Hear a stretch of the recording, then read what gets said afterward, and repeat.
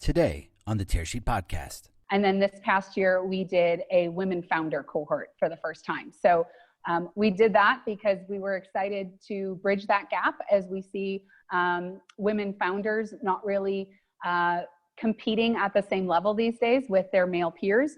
You know, with only about 20% of first round fundings going to women founders in 2019. And talking to 1871, when we asked them if they were willing to go with an all women cohort, they were excited about the idea. And we just forged ahead. Welcome to the Tearsheet Podcast. I'm Zack Miller, Editor-in-Chief at Tearsheet. Niamhs Kristufek is the head of U.S. business banking at BMO Harris Bank. Her team services about 2 million small businesses with products, digital capabilities, and experiences to help them reach their financial goals. Niamh joins us to discuss BMO's support of women via its collaboration with the 1871 Innovation Program. The partnership launched the first cohort of the WMN FINtech program, specifically supporting female entrepreneurs in fintech with resources, programming, and mentorship. Niamhs Kristufek is my guest today on the Tearsheet Podcast. What could you do with better real-time consumer data? All data aggregation from Fiserv enables access to consumer permission data from over 18,000 sources. Lenders, advisors, fintech firms, and financial institutions can turn this data into actionable insight for their customers. Go to fiserv.com/alldata to learn more. Hi, my name is Niamhs Kristufek. I'm the head of U.S. business banking at BMO Harris Bank. So I'm in charge of product, technology, and risk for the small business sector, focusing on companies with revenues up to $5 million. So I'd love to get it and hear a little bit more about that role. Can you first tell us about your background and how you got here? Sure. So I've been in banking for 25 years, right out of college. It was always my passion because my dad owned his own business growing up, and I used to go into the bank with him, and I knew his banker. And so I was always fascinated between the partnership between the entrepreneur and the bank and the role the bank had to play in it. So I always kind of knew I wanted to go into banking, started as a bank teller way back in the day when I was in high school, went into commercial banking right after college, and then kind of worked my career through that process. Has that relationship with your father or the role that he played in your life, does that impact, I guess, what you bring to your role today at BMO? I think so, for sure. So, you know, when you're part of a self-employed household, there isn't really a line between work and life, right? So I always know that our small business owners go to bed at night thinking about their family and their work, either their employees or how they're going to pay their own family's bills. They're one and the same. And so dinner conversation was often about the project that was being worked on through my dad's company. You know, my brother worked for my dad. I worked for my dad. Friends worked for our dad. So it's always just so intrinsic to part of your life. And so I think I take that to work with me, knowing that when you're talking to a small business owner, they're up at night worrying about their family, but also their employees' families. And they're also worried about how do they stay relevant, how do they stay open, and how do they stay secure. And so I always say a good banking relationship means that it's during good times, we are so symbiotic that you don't really think about needing us until you need us. But when you need us, we're there and resilient, and we're there as a real partner to help you make real financial progress. And that's what I see. I see the bank as a true partner to the small business owner. Can you give us a sense of scale, even if it's qualitatively, of BMO Harris's activity in the U.S. in terms of the small business community? Yep. So we have, let's see, we're in an 8-state footprint in the United States, and we serve approximately, I want to say our book keeps changing because of COVID and everything else. I want to make sure I get these numbers right. So we serve in the retail business space for consumer and small business, 2 million customers across the 8-state footprint, primarily in the Midwest, and then Arizona and Florida. And you obviously alluded to Corona. It is is the elephant in the room, and is impacting all of our conversations now. What are you hearing from small business owners? What are their biggest challenges? Is it more the same, just on a grander scale at this point? I think there's a few things. It depends on the type of business, right? So a lot of small business owners have the ability to pivot quicker because they're not moving the Titanic. And so a lot of our great customers have really come out with success stories on how they went digital, how they revised hours, how they use the PPP program to really build them over the bridge.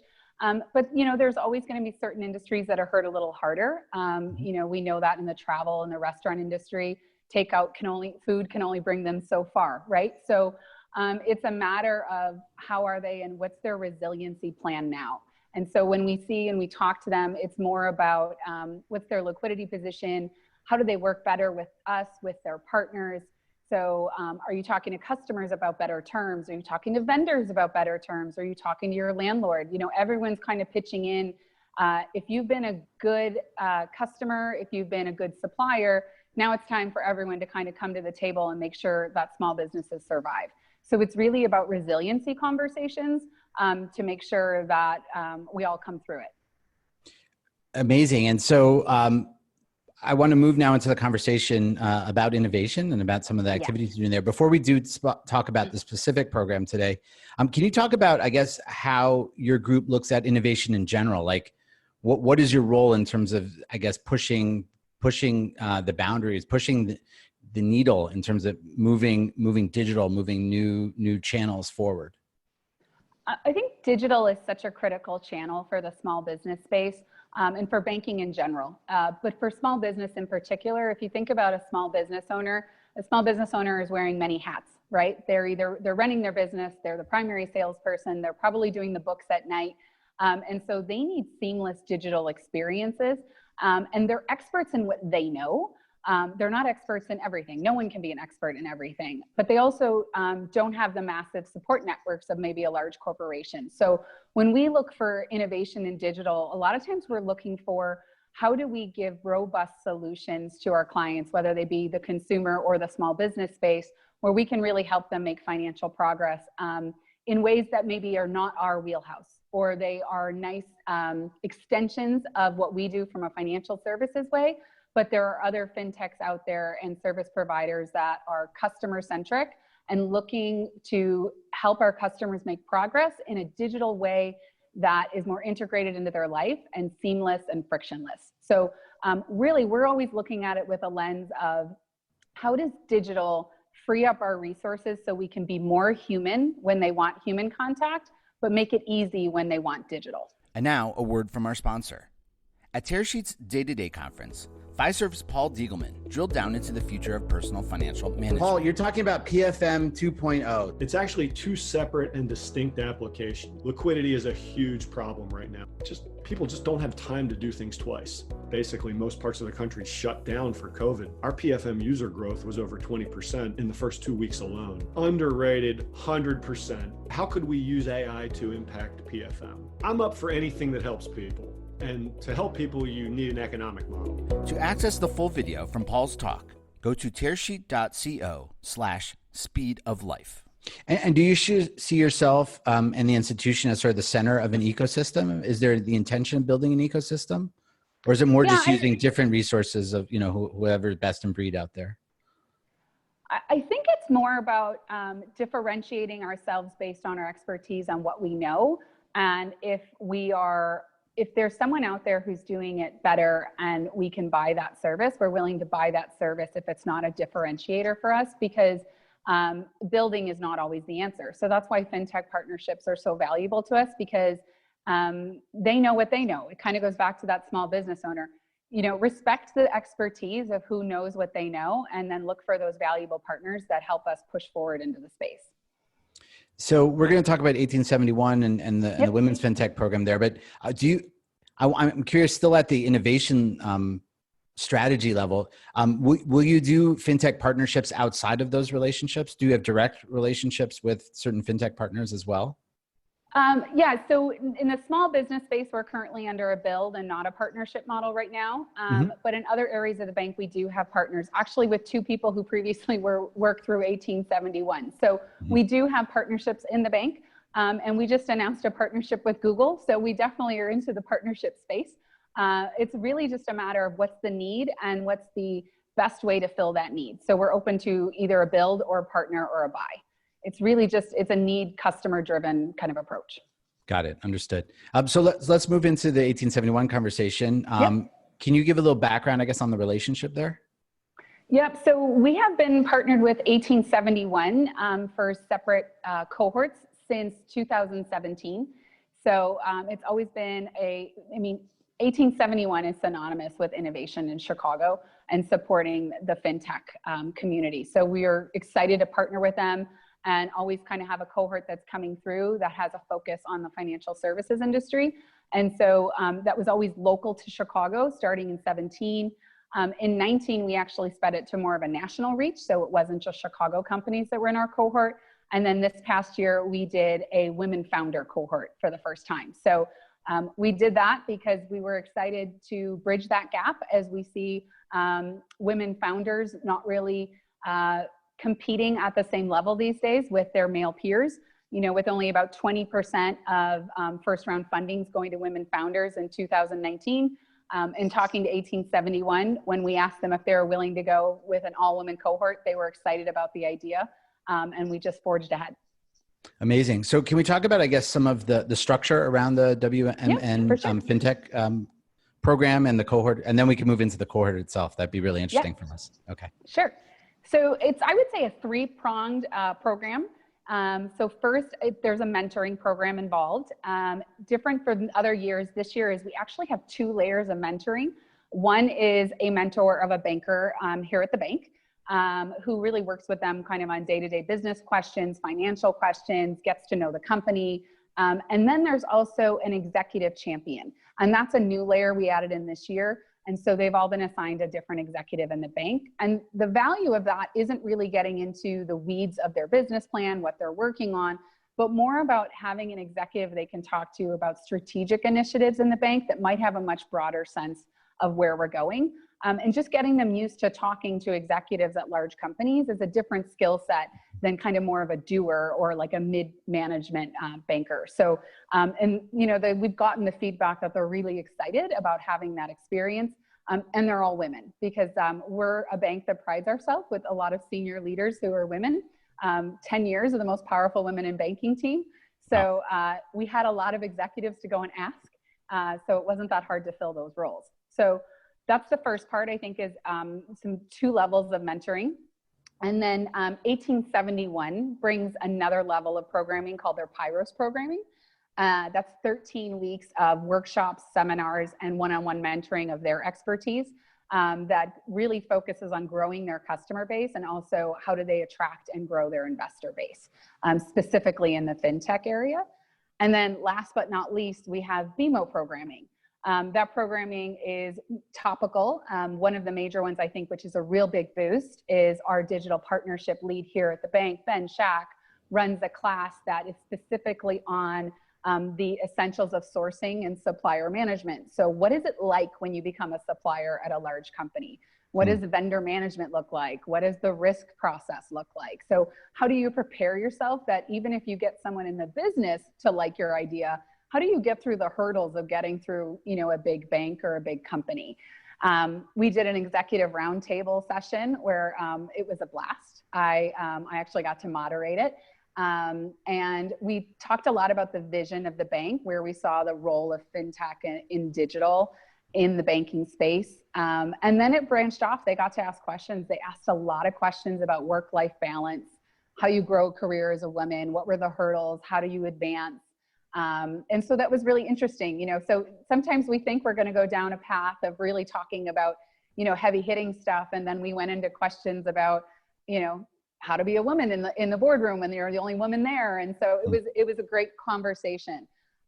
They're going to a resiliency retreat with a vendor that we're bringing in. And that's more about how do you deal with stress? How does work-life balance? How do you bounce back from failure? And so really just about being resilient. Especially in these economic times, I think we could all use one of those. For sure. We just did a whole conference on resiliency. Yeah, it's something we're all going to learn, right? So I'm excited for them to do that. We have always done a financial management course, you know, how to write a business plan, how to work on cash flow, how much cash flow you need to keep for the downturns. And then it ends and commences with a pitch. So they get to really work on their plan for, you know, a 13-week period.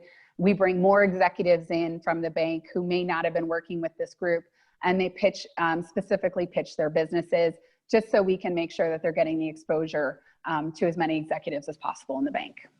So it's a pretty robust program, and they're seeming to really love it. So it's great. It sounds like a great program, and definitely talking to you, Niamh, I get the feeling you really enjoy your work. I do. You enjoy connecting with these types of companies and pulling all these pieces together. We've also we've had a lot of innovation program heads on the podcast, and we've heard a lot about the role of mentorship, which you mentioned now has 2 levels. Can you talk about, I guess, getting buy-in at the executive level, the people who are going to raise their hands to become those mentors? Like, what are they looking to get out of that? What kind of resources were they excited to join that? Did it require some sort of, consensus building? I'm just kind of I want a kind of inside view of how you put that together. You know what? It didn't take a lot of cajoling. It was just a few emails, to be honest with you. We do have a culture of giving back and mentorship at BMO. It's a really big part of who we are. And I think it always excites our folks when we get to go a little bit more external, right? And really get in. I think there's a passion for the entrepreneur and the startup and really helping when we're in a position to help. So it didn't take much. Now, we did work for certain companies. We tried to set them up with people that are more in their areas, right? Mm-hmm. So we did try to say, if you have an application that's more in the wealth industry, I want to set you up with an executive in our wealth group, right? So it was making sure that we were aligning the executive mentors to areas they would be passionate about and where they could really give advice. And so, but sometimes it's not even a fit on the area, but it's the introduction to someone they know. And it might not even be someone in the bank, right? Like it's all about the networking. But it wasn't hard. I thought it would be a little harder, but maybe I just caught everyone in a good mood. But it's definitely part of our culture. And they were excited to hear it was an all women group. That's new for us. And so that kind of gave us a little bit of a kickstart, I think. Interesting. And I'm curious also internally, what kind of mode or channels of communication you use to this mentorship community internally to sort of celebrate the wins and continue to keep them engaged in the program? Yeah, so they're meeting virtually often. It's a very hands-on program between the mentors, the groups, the programming. And I mean, you can feel the buzz even, and digital's hard. We're talking not face-to-face, but we're all getting used to it, right, in this new world. But even in our first kickoff call, they all were going roundtable talking about what they were doing. And 2 different founders both said, hey, I know someone you should talk to, and I'm going to introduce you offline. So there's a really nice sense of community within themselves. And so they feed off a really good energy, as their mentors and their executive mentors do too when they meet that way.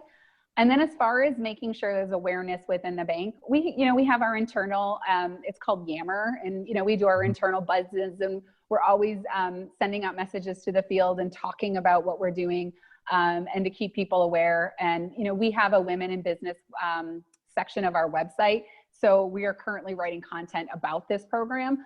So when we're getting closer to the end and they're closer to pitches, we want to be really have some great content about this cohort, even on our women in business tab on our business banking landing page. Because, we're just all about making sure that we're celebrating the successes. I got it. Before we jump into the cohort, which I think is probably one of the most exciting parts of this conversation, what kind of success metrics do you use internally to look at the collaboration with 1871 and this WMN FINtech program? Like, what are you guys looking to get out of it? We just really look at the success rate of the companies that we've done in the past, that they've been able to grow and sustain and expand. And so they're not always a fit for us, where they are either in their trajectory, where they are in their product mix. And so for us, it's more about the longevity of the companies. 1871 has 650 alumni businesses and, have created 11,000 jobs.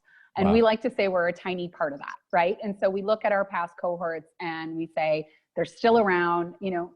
Startups fail. They're a risky, aggressive thing. And if we can help less fail and more succeed and more employ people, like that's a metric that we're really proud of. And so we really just look at sustainability. And then, we have in a few small groups, we've actually had some companies come on and partner with us. So that's like the home run, right? But you don't always get a home run when you're at bat. Sure. But for us, it's more like, are they sustainable? Are they still in business? Are they growing? Are they still in a growth mode? And we stay in touch with our past cohorts. So for that's kind of our measuring stick. Almost like you're managing an investment portfolio of a lot of different companies, a lot of moving parts. Can you give us, again, one last question before we move into the cohort? Can you give us examples, I guess if they're public, of companies that have come through that program that you have partnered with? The success stories, you know? Yes. So, oh my God, I'm going to blank on their name because we talked about them in one way inside, and I knew them, and I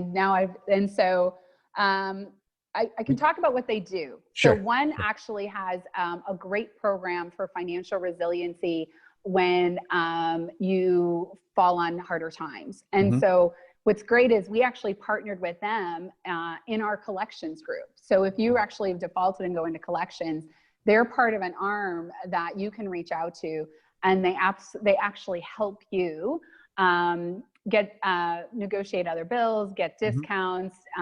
They can analyze your cell phone bill and say, are you on the right plan? And so everything about helping you improve your liquidity, as well as get back on the right track of paying your bills. And so, and it's a free service that if you're in our collections group that we partner with them. And so that was just one example. And so it's a great product. We've rebranded it something inside, and I'm the worst because I don't know the name of the company off the top of my head.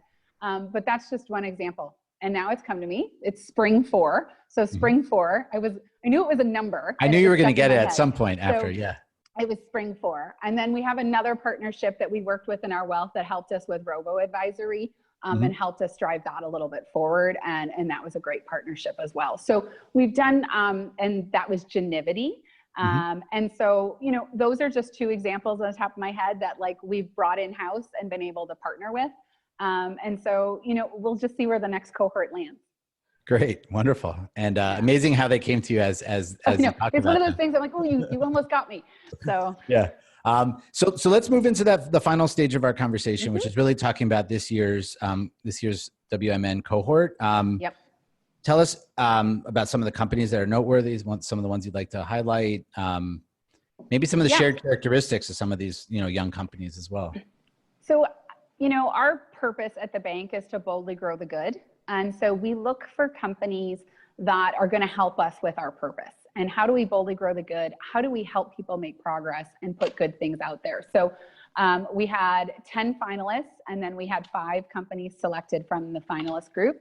And they all have in common that they're there to assist our customer base in some critical way.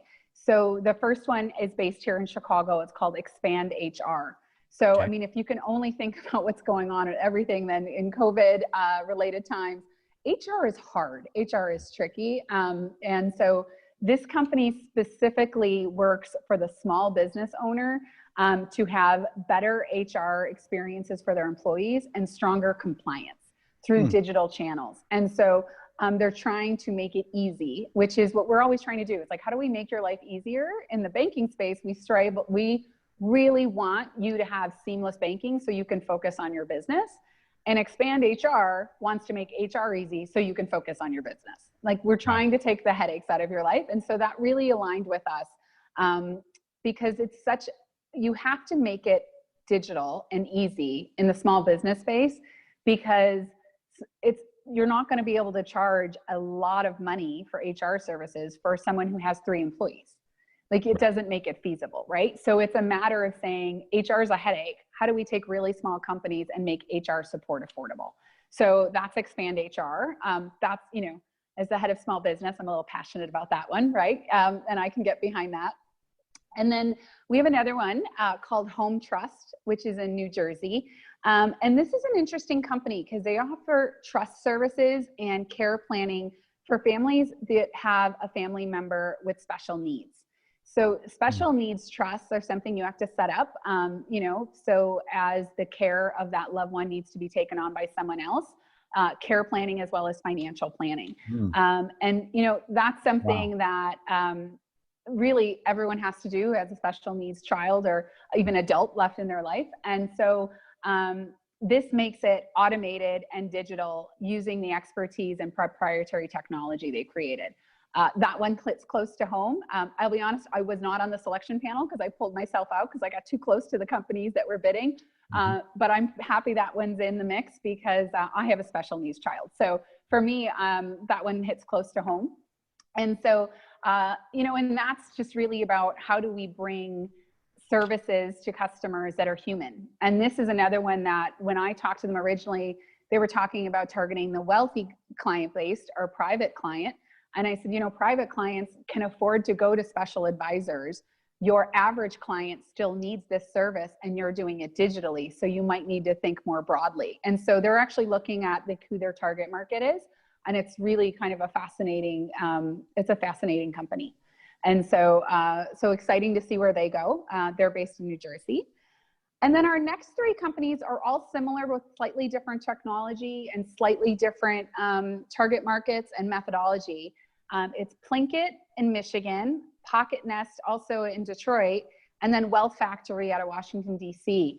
And they're all around financial literacy, financial education tools, training, and digital platforms.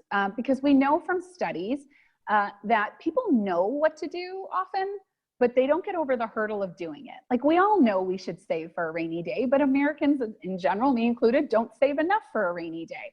And so these are really specific tools.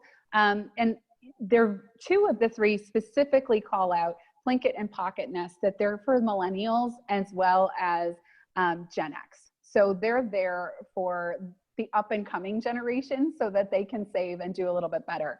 And then the Wealth Factory also is specifically a lot on education. There's 12 different education modules. So they were really attractive to us because we're all about making real financial progress with our customers.